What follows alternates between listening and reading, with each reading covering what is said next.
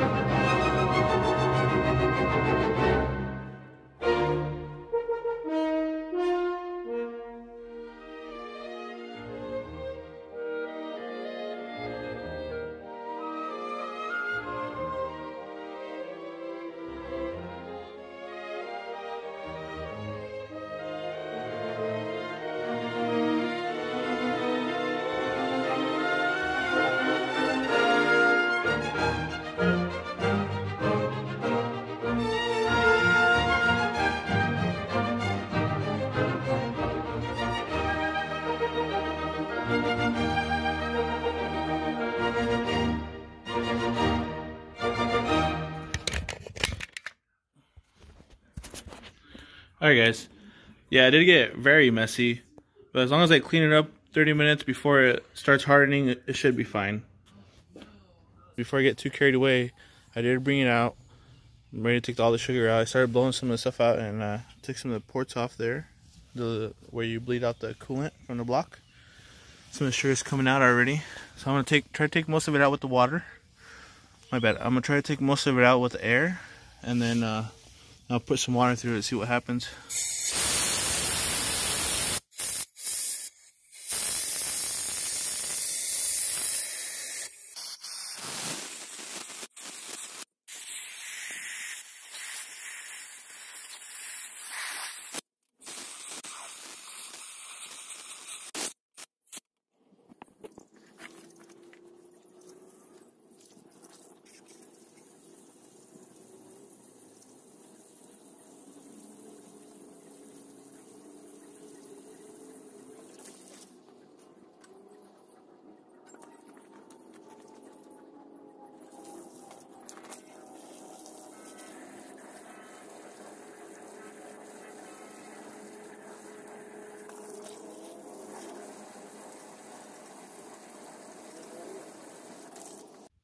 Hey guys, it's a little late right now. We're trying to get the motor ready and painted. I put some primer on it already, some high temperature primer. I'm going to put some, I might color it red, some engine paint red. So right now I put some of the primer. I taped off a lot of the stuff, and hopefully it might turn out alright, I hope. Just give it a little more color, a little more pop, and we'll see, we'll get the rest of it ready after that. Guys, just got done painting it. Hopefully it'll keep it a little more cleaner, look a little more nicer. Red heart inside of the engine bay. What do you guys think? Alright guys, so I got the block right here and we're working on it right now. So right now what we're doing is gapping each ring for each cylinder. And these are the two piston rings we're gapping. The second one, which is for the oil. And this one usually has a little lip on it that helps scrape the oil off the wall. And the other one, the top ring, for the compression. So we're gapping them so that they don't butt when it's making a lot of power. Because when they end up butting, they end up getting together and they pop upward and the piston breaks. So that's what we're trying to do right now. And we're trying to get these gapped at, let's see, we're going to gap that top compression ring to 0.020 millimeters. And that oil one, we're going to gap it at 0.025 millimeters.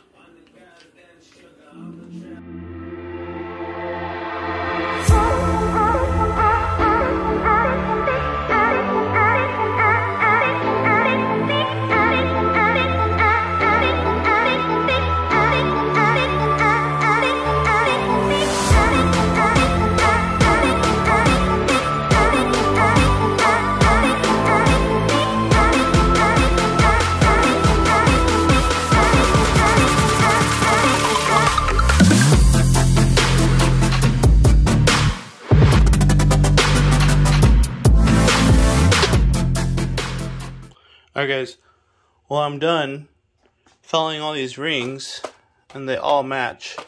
I do have a set of couple other rings I did mess up too. I messed up one of the oil ones and one of the compression ones. But I did have a lot of extra other rings I used from another build. And they were still good and just gapped them properly. So I'm glad I had that. But now I'm going to have to put the rods in with the bearings and then use some of this plastic gauge here to make sure they're at the right specs on the rods there. So that's what I'm going to do next. Alright guys, I installed 2 of the pistons and rods. I'm going to install the rest of them right now. Here they are, got the bearings all lubed up. Everything ready, and we'll see how long this takes.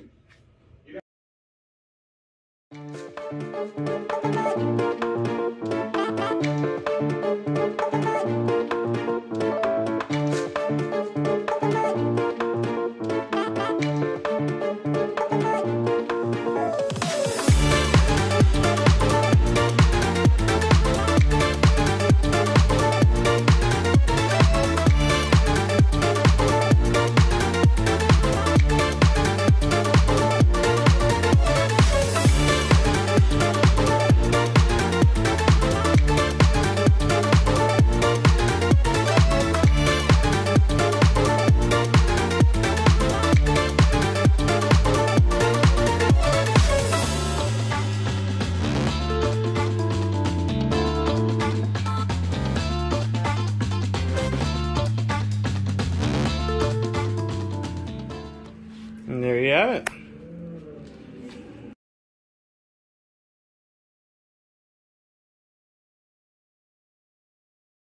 Alright guys, that was the end of the video.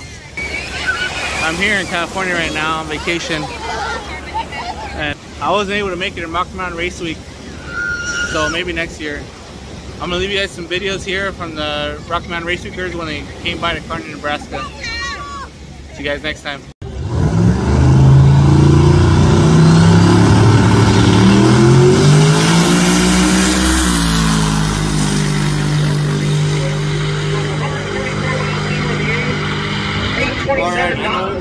Black truck. You'll turn that thing around and put it in the centers for us, I promise you. Just put a transition.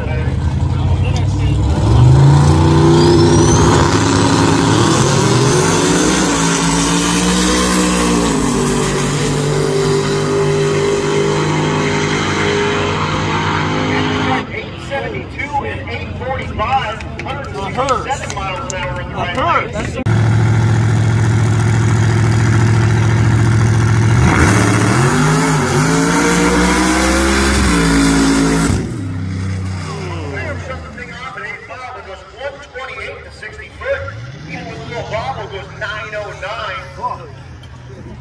So we'll see Royce come back.